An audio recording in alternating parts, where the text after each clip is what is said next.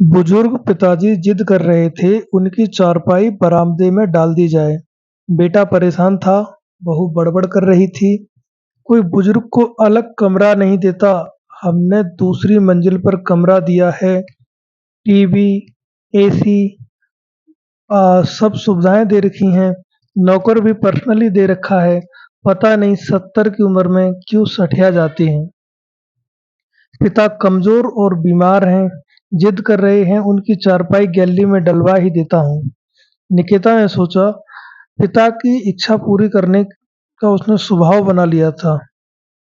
अब पिता की चारपाई बरामदे में आ गई। हर समय चारपाई पर पड़े रहने वाले पिताजी अब टहलते टहलते गेट तक पहुंच जाते। कुछ देर लान में टहलने के बाद लान में नाती पोते के साथ खेलते, बातें करते, हंसते बोलते और मुस्कुराते। कभी कभी बेटे की से मनपसंद चीज खाने को लाने की फरमाइश भी कर देते। खुद खाते, बहू बेटे और बच्चों को भी खिलाते। धीरे धीरे उनका स्वास्थ्य ठीक होने लगा था। दादा, मेरी बॉल फेंको, गेट के बाहर प्रवेश करते हुए निकित ने अपने 5 वर्षीय बेटे की आवाज सुनी तो बेटा अपने बेटे को डांटने लगा। अंशुल, बाबा बुजुर्ग हैं, उन्हें ऐसे कामों के लिए मत बोला करो। पापा, दादा मेरे साथ रोज बॉल खेलते हैं, मेरी बॉल उठाकर फेंकते हैं, अंशुल भोलेपन से बोला।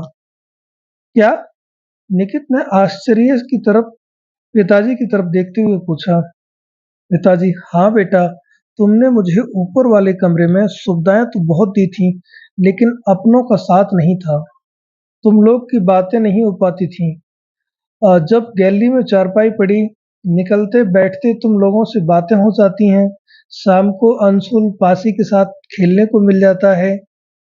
पिता कह रहे थे कि निकित सोच रहा था बुजुर्गों को शायद भौतिक सुख सुविधाओं से ज्यादा अपनों की साथ की जरूरत होती है। बुजुर्गों का सम्मान करें, ये हमारी धरोहर है और अपने बुजुर्गों का ख्याल रखना हर हाल में आवश्यक है। यहाँ यह वो पेड़ हैं जो कड़वे होते हैं लेकिन फल बहुत मीठे होते हैं। इनकी छाँव का मुकाबला कोई नहीं कर सकता, इसलिए बुजुर्गों का सम्मान करें और उन्हें अपने पास रखें। अपने माता पिता का मान सम्मान और उन्हें सत्कार करें। बुजुर्ग हमारी धरोहर होती हैं। कहानी अच्छी लगी हो तो लाइक और सब्सक्राइब जरूर करें और शेयर करें। Thank you.